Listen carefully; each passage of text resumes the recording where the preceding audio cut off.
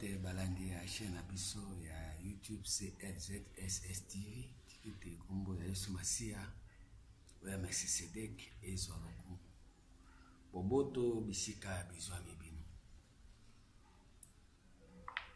eza esengo kozala lisusu liboso na bino mpona kolobela bino makambo etali 3e testament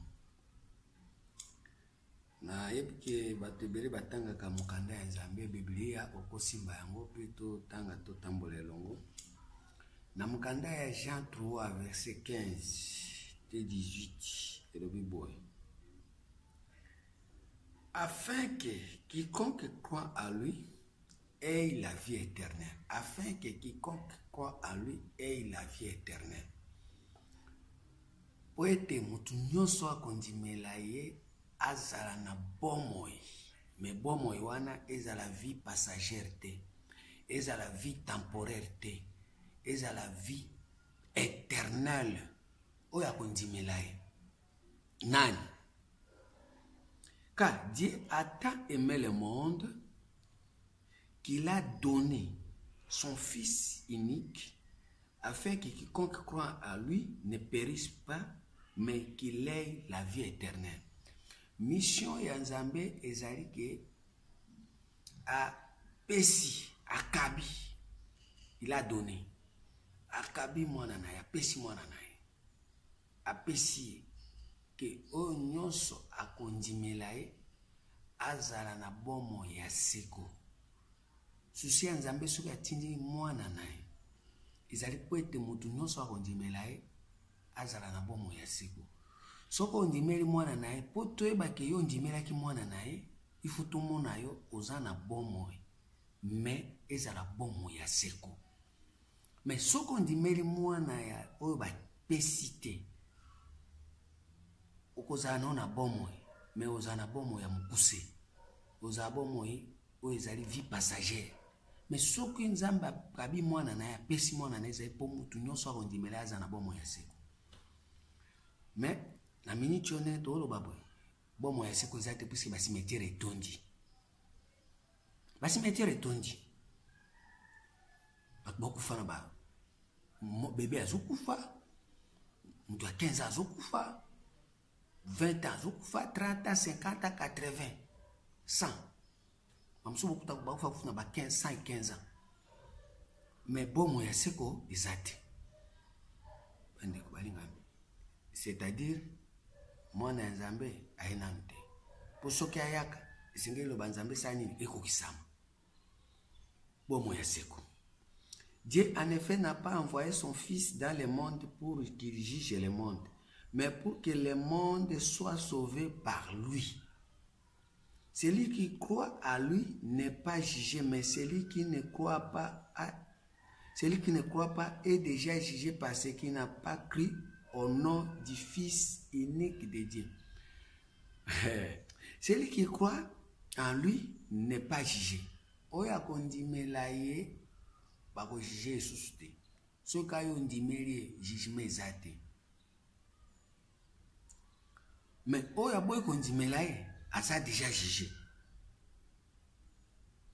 Mais tant que yo ndimeli jugement ezate, mais soko boy kondimela ye ondimeli na yo bataonda, ondimeli no bakimbango, ondimeli na yo ba Maome, ondimeli na yo bana mususu. Oza déjà jugé parce que atindi mwana na été pas jugé mokili, mais soko boy kondimeli oza déjà jugé. Celui qui croit à lui n'est pas jugé, mais celui qui ne croit pas est déjà jugé, parce qu'il n'a pas cru au nom du Fils unique de Dieu. Parce qu'il n'a pas cru au nom du Fils unique. Or, Fils unique est Zakakamoko. Ce Fils unique est Zakakamoko. Ce barobi Fils, mais Fils unique est Zakakamoko. Et ce jugement, c'est que la lumière étant venue dans le monde ont préféré les ténèbres à la lumière parce que leur œuvre était mauvaise. Sur awa, na verset 19 de sosolo.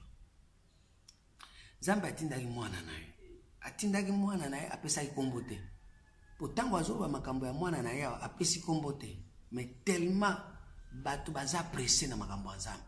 tellement bato baza mayele koleka nzambe nde balobaka ke mwana nzambe eza Jésus nde balobaka ke mwana nzambe eza Emmanuel nde balobaka ke mwana nzambe eza Christ mais nzambe atindaki mwana na ye atindaki mwana na ye na okopesa exemple tango Moïse azobotama Moïse abotami balobi mwana wana asalaki 3 mois azalaki na kombo te mais tango abotamaki azalaki deja mais bayaki kopesa ye kombo epai ya mwana ya Farao ya mwasi nde apesi kombo Moïse kombo euti wapi na Ejipito mais tango Moïse abotamaki asalaki 3 mois azobotama te azozwa kombo te or na miniti nzambe ayebi mwana na ye moko ayebi kombo nini mwana na ye aza nango mais bato baza na pressé lokola mwana ya mwasi ya Farao apesaki Moïse kombo ya Moïse mais Moïse tango abotamaki azalaki Moïse te azalaki mwana ya ba Hébreu bandeko balingami kati na nkolo siko na miniti nzambe alingi atinda mwana na ye mais po ete mwana na ye oyo akondimele po toyebaki yo ndimelaki mwana na ye tokomona yo na bomo ya seko soko ondimelaki mwana na ye te ondimelaki bakombo mais bakombo wana eza ya mwana na ye te eza bakombo oyo bato bazwa kozala presse ya kopesa okomona ke bomo ya seko ekozala te okozala nao na babomo mais eza ya seko te mpona koprouve kaka ke mwana nzambe oyo ye atindaki oyo akabaki il a donné oyo adoni oyo apesi mpo apesi kopesa apesi yango gratuitement yango wana bandeko balingami nazosenga na bino bocomprendre pamba te ndenge toza boye mwana ana aza te mpo soki mwana ana azalaki cimetière ekozala esu te bibembe ekozala esu te po mwana na esusi ya mwana ya nzambe ezali kopesa bomo ya seko nde yango wana siko toke na Jean 3 verset 19 balobi boye mwana na ye po ete bato ebele bayebi mwana na ye te siko mwana na ye ye oyo Jean 3 verset 19 et ce jugement qui c'est que la lumière est venue dans le monde. Mwana na ye wana. La lumière est venue dans le monde de mwana nzambe. Siko lumière wana de mwana nzambe. Mais lumière na mukili de mwana nzambe. Bande ko balingami. Nalo bandenge nini? La lumière est venue dans le monde. Les mondes ont préféré les ténèbres à la lumière. Les mondes ont préféré les ténèbres à la lumière. Nzambe akabi mwana na ye.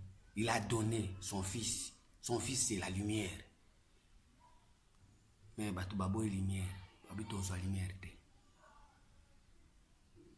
Si lelo bato balingi lumière te. Tozongela. Genèse 1. Verset 3. Dieu dit que la lumière soit et la lumière fit. Dieu dit que la lumière soit et la lumière fit. Dieu vit que la lumière était bonne et Dieu sépara la lumière d'avec les ténèbres. Namba tindi lumière. Zamba moni lumière eza bien. Mwana nae. Aza bien. Po ayebi ke soki mwana na ye oyo atindi aye na mokili akuta mokili eza molili mais bato baboyi mwana na ye baboyi lumière balingi kaka molili. Jean 1 verset 4. Jean 1 verset 4. En elle était la vie et la vie était la lumière des hommes. En elle était la vie. La vie était la lumière des hommes. Awande place nzamba lingaki ape sa vie. Pour vie wane zande lumière ya batu. So vie soko zana vie faut zana lumière. La lumière lui dans les ténèbres et les ténèbres ne l'ont pas reçue. Lumière mwana nzambe lumière ye nakati ya molili. Molili boyi lobi non. Tokozboya na biso mwana na yo oyo eza lumière biso tozwa na biso Mahomet biso tozwa na biso Kimbangu biso tozwa na biso Jésus biso tozwa na biso Christ biso tozwa na biso Emmanuel biso tozwa na biso ba prophète biso tozwa na biso ba pasteur tozwa na biso ba bishop tozwa na biso ba apôtre ba docteur tozwa mais lumière tokozwa te Or, lumière de fils unique. Yanzambe. Lumière de fils unique Yanzambe. Il a envoyé la lumière. Mais ce que tant que Yanzambe a dit lumière, bato balimbe, baboe lumière, ba préférer ténèbres. Yango moni, lelo ba ko benga mwana Yanzambe, fils unique, ba benga Jésus, ba benga Emmanuel, ba benga Christ, ba benga Mahomet, ba benga Allah, ba benga Moïse, ba benga Eli, ba benga ba kombo ebele bele. Or Nzambe atindaki mutu te, Nzambe atindaki nde lumière. Mais lelo bato baboe lumière. Ti lelo bato baboe lumière. Yango wana moni lelo mwana ya Nzambe fils unique lumière ezate. Lumière ezate. Lumière ezate. 1 Jean 1 verset 3. Ce que nous avons vu et attendu, nous vous annonçons à vous aussi, afin que vous aussi, vous soyez en communion avec nous. Or, notre communion avec le Père et avec son Fils Jésus-Christ, et nous écrivons ces choses afin que notre joie soit parfaite. La nouvelle que nous avons appris de lui et que nous vous annonçons, c'est que Dieu est lumière. Dieu est lumière. Et si Dieu est lumière, son fils est qui? Si Dieu est lumière, son fils est qui? Et qu'il n'y a pas en lui les ténèbres. Si nous disons que nous sommes en communion avec lui et que nous marchons dans les ténèbres, nous mentons et nous ne pratiquons pas la vérité.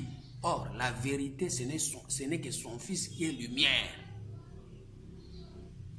Mais si nous marchons dans la lumière, si nous marchons dans son Fils unique qui est lumière, comme il est lui-même dans la lumière, nous sommes mutuellement en communion et le sang de Jésus, son Fils, nous purifie de tout péché. Alors, un des problèmes est Dieu est lumière, le sang de Jésus, son Fils, puisque Jésus, ce n'est que la parole. Mais parole est la lumière. Parole est encore parole, comme si au cours de parole, n'ingolingi, la parole, yaba kimbangiste, obi parole yaba protestant, obi parole yaba église de réveil, obi parole ya catholique, obi parole yaba musulman, mais na kati yaba parole non soana. Il faut tout coûter fils unique, il faut tout coûter lumière, il faut tout coûter vérité, parce que eloko eza lumière, eza clair ndeza la vérité. Bande ko balinga mikati na nkolo. Yango ajiko balobi boye, mais si nous marchons dans la lumière, comme il est lui-même dans la lumière, nous sommes mutuellement en communion. En communion. Et nous sommes en communion, ça veut dire que tous les isikamoko, tous les place moko, tous les bisons dans la lumière. Bande walinga mikati nako, tous na kati ya fils unique. Bandeko.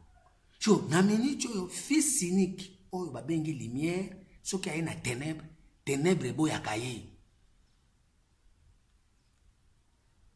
Luc 2, verset 30 à 35. Luc 2, verset 30 à 35. Car mes yeux ont vu ton salut. Car mes yeux ont vu ton salut. Quel salut? Est-ce que salut? Oh, il y a un misu. Misu, ce qui est lié et talanin. Pour être misu, c'est à la claire. Tout cananon ou bien. Est-ce que mon tout soka dans la chambre, quand il porte, quand il fenêtre, quand il bat trop nyons, a fungoli misu, est-ce qu'il y a comment? Est-ce qu'il y a comment? Au fungoli misu, aux dans la chambre, ou quand il porte, quand il fenêtre, tout à tamoko exact, sauf fungoli misu au monde. Mais awa simeyo a yebi bien que car mes yeux ont vu ton salut. Misu et mon qui salut. Salut que tu as préparé devant tous les peuples. Quel salut? salut que tu as préparé devant tous les peuples, lumière pour éclairer les nations. Lumière pour éclairer les nations, c'est-à-dire fils unique, lumière ezoya pour éclairer nation. Nation nini o miso fungwami, Nzambe afungoli po ete bato bakota na sali. Or soki miso fungwami te, po ete omona lumière okota na sali te, na ebisio otikala komona fils unique te. Omona na ba Mahomet, omona na ba Moïse, omona na ba Jésus, omona na ba Eli, omona na Christ, mais otikala komona fils unique te. Parce que fils unique tango azoya peut être miswe premièrement emona, miswe mona, misu nini emona. 2 Corinthiens, yo moko continuer de ko na titre 5. 2 Corinthiens 4 verset 2. Nous rejetons les choses honteuses qui se font en secret. Nous n'avons pas une conduite astucieuse et nous n'altérons pas la parole de Dieu. Mais en publiant la vérité, nous nous recommandons à toute conscience d'homme devant Dieu. Si notre évangile est encore voilé, il est voilé pour ceux qui périssent. Périr parce que ténèbres. Pour les incrédules dont le Dieu de ces siècles a aveuglé l'intelligence. Or, mis ce alliés intelligence. Aveuglé sur l'intelligence de façon que Batouba y a lumière té. Aveuglé Dieu voile l'intelligence parce que Batouba y a éclaircissement y a Jésus. Ou y a parole té. Pour les incrédules dont le Dieu de ces siècles a aveuglé l'intelligence afin qu'ils ne visent pas briller les splendeurs de l'évangile de la gloire de Christ qui est l'image de Dieu. Or, ndenge tozaboe, Christ azali, azobotama na ville ya David, ndenge totanga mkanda ya Luc 2 verset 10 à 14. Ville ya David nde na ville na ye, tellement aza l'homme selon le cœur. Or, cœur ya David ezali kotuta azalaki na Christ, koyeba ke Christ o naza na ye un jour akokotisa yanga na kati ya lumière, parce que Christ yende apesaka bato opportunité akota na lumière. So oza na Christ te, okangami kaka na ba prophète, okangami na Jésus, okangami na Moïse, okangami na Mahomet, maye na Kimbangu, okangami na ba Dieu de noir, Dieu de blanc, Dieu de chocolat. Christ soki azate moyen mutu akota na lumière ezate. Le seul mutu l'unique oyo akoki kokotisa bato na kati na lumière, ce n'est que Christ. Christ aza lumière te, mais yende akotisa bato na lumière.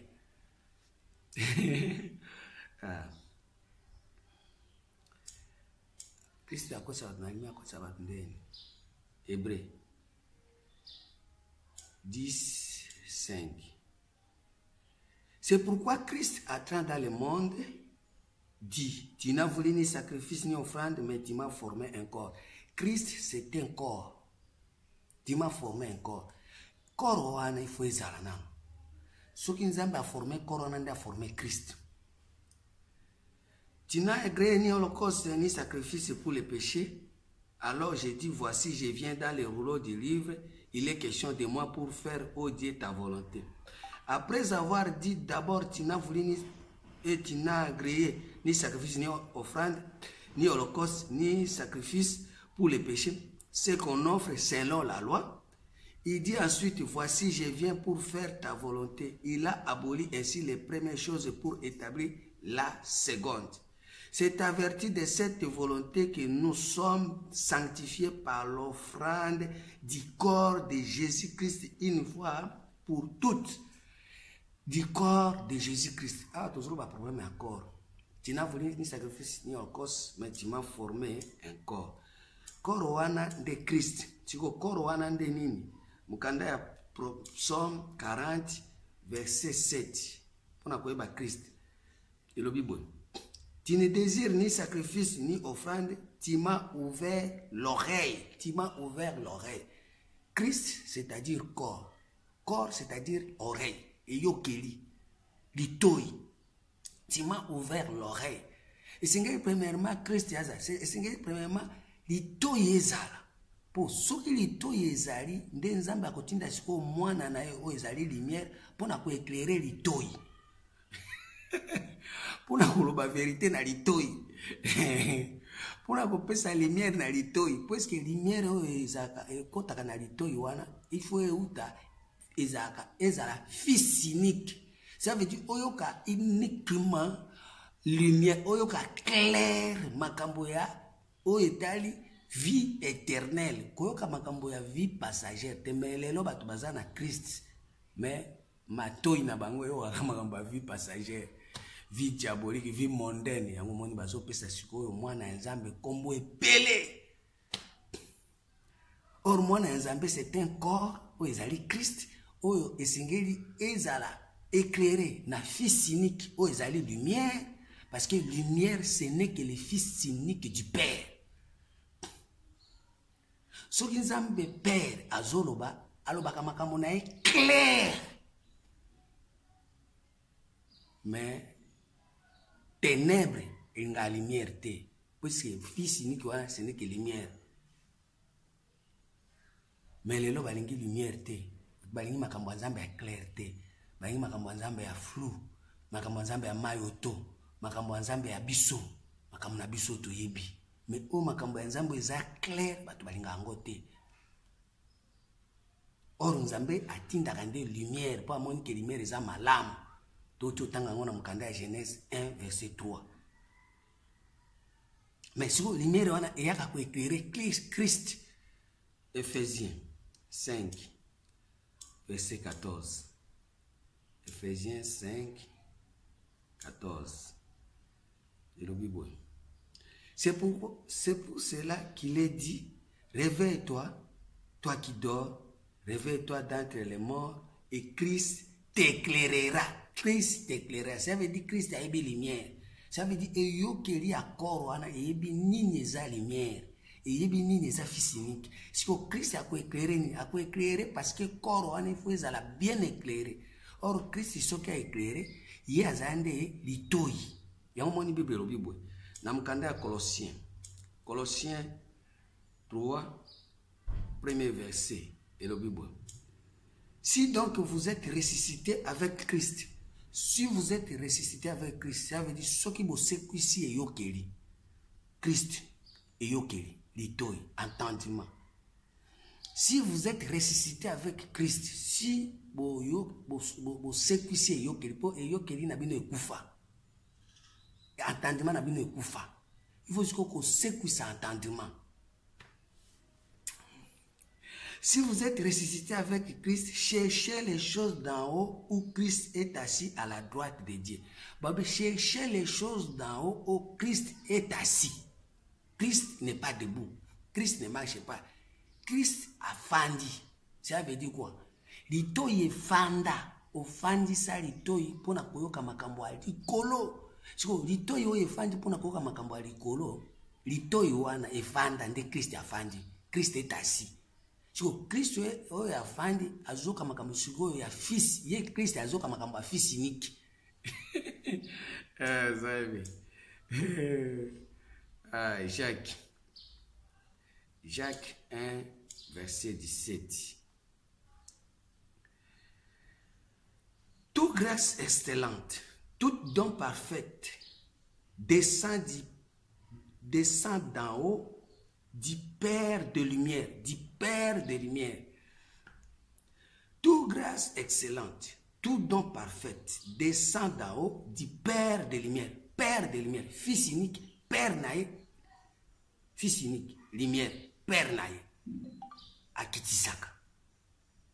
Moi, naïe, eza lumière, et où t'as dit colo. Ça veut dire, ma makambo na likolo, makambo éternité. Et où t'as dit colo, pour être éclairé, Christ, éclairé litoy, éclairé et yokeli. Et fungwa ma toy e fungwa ma pour être yoka makambo na likolo. Mo o makambo na likolo ko uta pa ya père, il faut ça na makambo eza na lumière, makambo eza clair. Toute grâce excellente et tout don parfait descend d'en haut du Père des Lumières. Père des Lumières. Père des Lumières. Tata ya lumière. C'est comme si tu as un père du mensonge. Diable. Père du mensonge. Il y a botaka mensonge. Mais awa, fils unique, Père des Lumières, abeta bota moi na za clair, lumière, za mensonge. Toute grâce excellente et tout don parfait descend d'en haut du Père des Lumières, chez lesquels il n'y a ni changement, ni ombre de variation. C'est-à-dire, Magamusoka, lui, Magamunaenz, Oyuti, et pas à père, et ça a variation, et variabilité, et ça a ombre, et ça a Moïse, et ça a voile, et ça a Jésus, mais ils ont un Christ. Et Kotaka, et pas à Christ, et Kotaka na Yokeli. Psaume 54. Psaume 50, verset 4 de la Bible. Il crie vers les cieux en haut et vers la terre pour juger le peuple. Rassemblez-moi, mes fidèles, qui ont fait alliance avec moi par les sacrifices. Et les cieux publieront sa gloire, et les cieux publieront sa justice. Car c'est Dieu qui est juge. Écoute-moi, mon peuple, et je parlerai. Israël, je t'avertirai, je suis Dieu, ton Dieu. Moi, je dis, écoute-moi, mon peuple. Yuka fungola lito et Christ il faut azala, lito il faut azala, et yo qu'il faut azala. Ce n'est pas pour des sacrifices que je te fais des reproches. Tes holocaustes sont constamment devant moi. Je ne prends pas plaisir, je ne prendrai pas de taureaux dans ta maison, ni de boucs dans tes bergeries, car tous les animaux des forêts sont à moi, toutes les bêtes des montagnes par les milliers. Je connais tous les oiseaux des montagnes et tout ce qui se met dans les champs m'appartient. Si j'avais faim, je ne te le dirais pas, car le monde est à moi et tout ce qui est les renferme. Zamba zolo ba pene ya zana ba posa ba sacrifice belete ko pese ba kombo ebele belete o yo Jésus asali o pese on zamba eza pona eternité o Moïse asali o pese ba nyama nyonso ana ba ndeke nyonso ana nzamba ebi yango meza yango tinda zas ko s'intéresser nzamba zo s'intéresser na mukanda ya Isaïe 54 et le Bible Zamba zo s'intéresser na ba sacrifice wana te yo na no yo kite mais ozo sa ba sacrifice ebele ba gêne ba service o ngai na za moto bo ngai zamba salanga bo biloko anyo zamba zana posa na ngote zamba zana posa na no Christ yazala lito yezala e yo keli ezala koro ezala. Verset 4, Isaïe 50 verset 4. Le Seigneur l'Éternel m'a donné une langue exerce pour que je sache soutenir par la parole celui qui est abattu. Il éveille chaque matin, il éveille mon oreille, il éveille azula musa yo keli na ngai. Soki lumière ye, soki ayibisinga makambo eza clair, mpala moko lumière na ye ekoti na molito nanga alamusinga litoi. Alamusinga yo keli. Il éveille chaque matin, il éveille mon oreille pour que j'écoute comme écoute des disciples. Et yo keli nangai aza ko lamsango po etina yo kalukula ba disciples ba yo kakana ko ka susu ko ba pagano te. Ndeko balinga mikati na nkolo. Yango moni Jésus azotala ba disciples na bi nani mama na ngai, nani tata na ngai, bobe ba mama na ona ba tata na ba zolo ko libanda na Matthieu 12 kuna. Abi banani ba mama na ngai, banani ba tata na ngai. Ba tata na ngai ya libanda. Libanda ça veut dire matoi na bango eza ko kangama. Bazuka kama makambo ya libanda, bazuka makambo ya libanda. Siko bazaka makambo ya libanda ndi bazo bonga babotanga ndenge nini. Ngazama mwana na bango te. Ngai tata na ngai tindanga na za lumière. Ngaza makambo ya klana na makambo ya libanda ya bonzambe te. Ngaza makambo ya kati ya bonzambe. Siko makambo ya bonzambe feza la claire. Banani ba mama na ngai bana bokobota ngai, bana bokobota bonzambe. Banani bokopanza sango malamu, banani bokozala na makambo ya bonzambe soki bazangi lumière, soki bazangi éclaircissement, soki bazangi vérité. Bazana kati ya mulili, ba mama na ngai libanda bazana kati ya ténèbres. Ata soki na lakisi bango bolingo nzambe na bi bango moi fils unique ezande lumière banga moze fubo bango clair ba kolinga ngo te. Or, biso toujours dans le 3e testament pour être tout bimisa fils unique de Dieu parce que vie éternelle est là.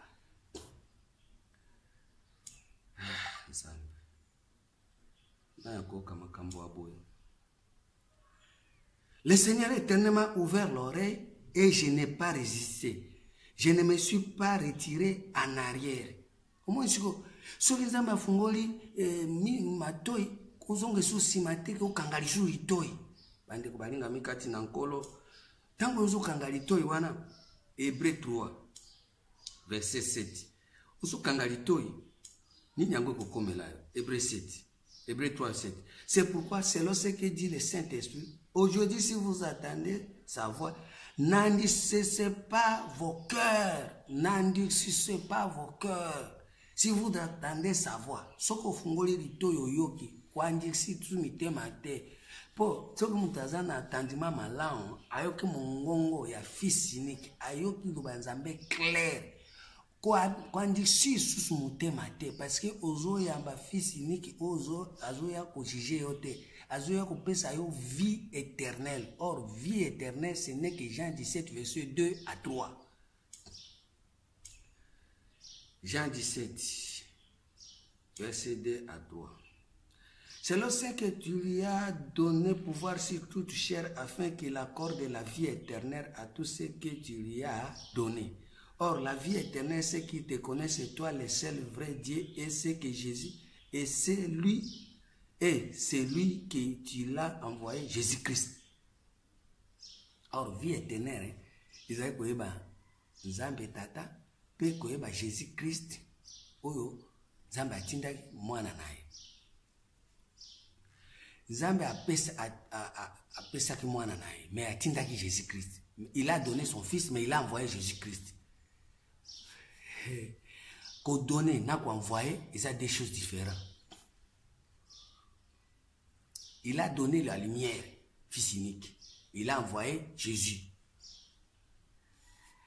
Il a donné éclaircissement. Il y a Jésus, parole. Il a donné éclaircissement.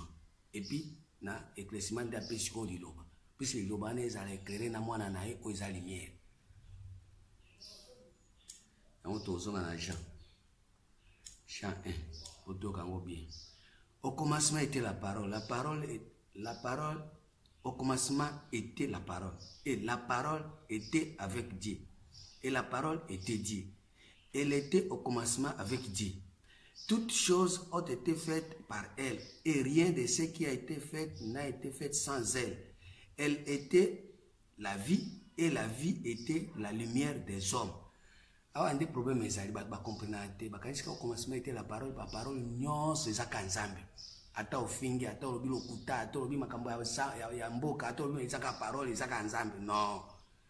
Esengeli liloba, ezala liloba, o ezali kwa azala accompagné na vie éternelle de nzambe. Liloba ezo accompagné na vie passagère, eza nzambe te. Liloba ezo accompagné na vie éternelle de liloba wana nde eza na nzambe na kati. Nzambe akoti na makambo wana, o ekoti si batu na vie éternelle nde nzambe aza na kati. Si pour makambo eko sa vie éternelle, il faut ezali liloba eza koya na mwana fils unique, o ezali clair, o eza ko éclairer batu. Nde liloba na ezaka na vie éternelle, mais o eza na fils unique te, eza na lumière te, eza na ba vie passagère. Si vie à parole ezali na éclaircissement vie éternelle, nde sikoyo batu baboyaka ngo na kati na mokili bayingaka baza na ténèbres.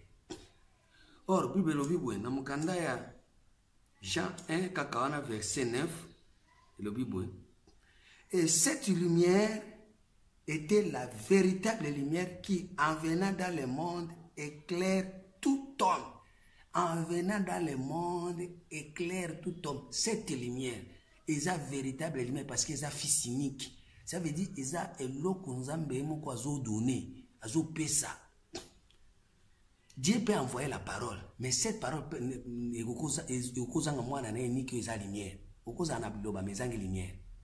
Ils ont fils unique, mais ils ont Jésus. Puis ils ont Christ. Mais Christ, ils ont lumière, ils ont yokeli, mais yokeli on ils ont bososoli, bosolo. Bouanya, vérité, ezangi. Nous avons un yokeli. Mais yokeli, nous avons Nzambe azali, Nzambe azali, Nzambe asalaka. Mais makambo zo bana, eza clarté. Et puis ce qui a sali, azo sala par rapport à la vie passagère, azo sala te pour la vie éternelle. Yango no moni lelo. Nenge tolo baboye. Jean 3:16 ezate. Jean 3:18 ezate. Tozongelango. Jean 3 verset 18. Le Bible. Celui qui croit en lui n'est pas jugé, mais celui qui ne croit pas est déjà jugé parce qu'il n'a pas cru au nom du Fils unique de Dieu. Il n'a pas cru au nom du Fils unique de Dieu qui est lumière. Jésus est mon quoi azoloba. Namukanda ya Jean 12. Jean 12. Verset 28. Et le Bible. Tobandata 23. Jésus leur répondit, l'heure est venue où le Fils de l'homme doit être glorifié. Quel Fils? Dieu Jésus. Parole. Parole il faut ils ont gloire. Ils ont gloire était ceux qui ont lumière. Ils ont gloire ceux qui continuent la lumière, ceux qui continuent l'éclaircissement. En vérité, je vous l'ai dit, si les graines de blé qui est tombé à terre ne meurent, il reste seul. Mais s'il meurt, il porte beaucoup de fruits. Celui qui aime sa vie la perdra. Mais celui qui est sa vie dans ce monde la conservera pour la vie éternelle. Et c'est qu'on perd de vie, il y a une vie passagère, il y a Jésus, il y a Moïse, il y a Élie, il y a une vie, il y a un fils, il y a une iniquité. Mais c'est qu'il y a une vie, il y a une vie éternelle, il y a une connaissance, il y a père, na fils, il y a une vie éternelle. Si vous parlez, vous pouvez dire que il y a une graine de blé, et pour la ça veut dire quoi? Ozo aboyebi na yo ya ténèbres, oyeba ke ozane lokote, oyebi lokote. Polisa yango, de siko o perdre vie wana ndio ko retrouver siko vie mususu na kati ya boyebi ya bonsoso ya Nzambe, oyeza na makambo ya vie éternelle. Celui qui aime sa vie la perdra, mais celui qui hait sa vie dans ce monde la conservera pour la vie éternelle, Si quelqu'un me scelle, qu'il me suive, et là où je suis, là aussi sera mon serviteur. Si quelqu'un me sert, le Père l'honorera. Maintenant, mon âme est troublée. Et qui dirais-je? Père, délivre-moi de cette terre. Mais c'est pour cela que je suis venu jusqu'à cette terre. Jésus a dit que er na ego ki er ni fotongo etana. Tout le monde a boutu, tout le monde a ténèbres, tout le monde a ignorance. Il faut que bomasiko batu nyonso bazana Jésus a ignorance. C'est ce que Jésus a confié au bon batu nyonso bazana parce que parole ils ont ignorance et c'est tondi. Ils ont lumière. Il faut que bomaka parole wana Jésus wana au commencement était la parole est ignorance, il faut bomango. Père, glorifie ton nom et une voix vint du ciel, je le glorifierai et je le glorifierai encore. La foule qui était là et qui avait attendu disait que c'était un tonnerre. Mais un tonnerre. D'autres disaient, un ange lui a parlé. Jésus dit, ce n'est pas à cause de moi que cette voix se fait attendre. C'est à cause de vous. Maintenant a eu lieu le jugement de ce monde. Maintenant le prince de ce monde sera jeté dehors. Quel prince? Oh, ati batuna molili. Afandi si batuna kati ya ténèbres. Aza prince afandi na monde azo gérer. Oh, azo boya batu badi ma lumière. Lumière oyo ezoya na 3e testament. Oh, ezali fils unique de Dieu. Si ko prince ya monde wana afandi na monde sakapare na ba monde, il faut ba boaka libanda. Po ete batu ya libanda ba yebi Jésus te. Jésus obi qui est ma mère? Oh, bah, maman, non, bah, libanda. Non, non, non. Bah, libanda, il faut que nous soyons libanda. Pour libanda, ça a été bambois. Apocalypse, c'est zoro bango. Et moi, quand j'aurai été élevé de la terre, j'attirerai tous les hommes à moi. Et en parlant ainsi, il indiquait de quelle mort il devait mourir. Jésus m'a dit qu'il faut accoucher. Il faut accoucher dans le monde des ténèbres. Pour être assez qu'on a monde il y a lumière. esika fils unique azali puisque bato ebele baza na monde ya ténèbres, monde ya ignorance, monde ya baprophète, monde ya Jésus, monde ya